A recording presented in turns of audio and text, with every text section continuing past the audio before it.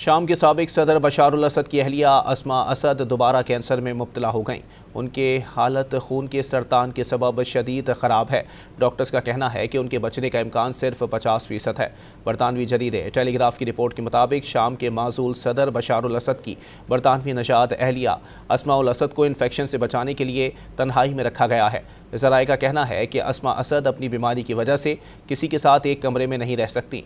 London से ताल्लुक़ रखने वाले उनके वालिद कार्डियोलॉजिस्ट फवाज अखरास उनकी तीमारदारी के लिए रूस के दारुल हुकूमत मॉस्को में मौजूद हैं।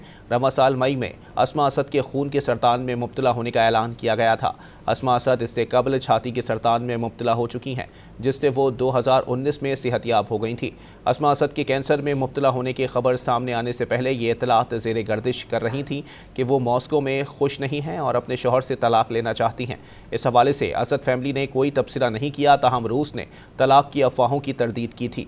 गुज़िश्ता दिनों तुर्क मीडिया ने अस्मा असद की जानिब से रूसी अदालत से रुजू करके मॉस्को छोड़ने की इजाज़त तलब करने का दावा भी किया था।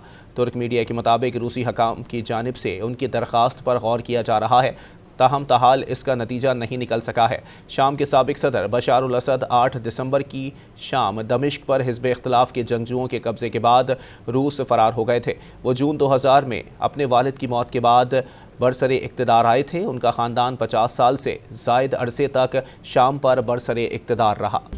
मज़ीद न्यूज़ अपडेट्स और डिजिटल स्टोरीज के लिए सब्सक्राइब करें डॉन न्यूज़ पाकिस्तान।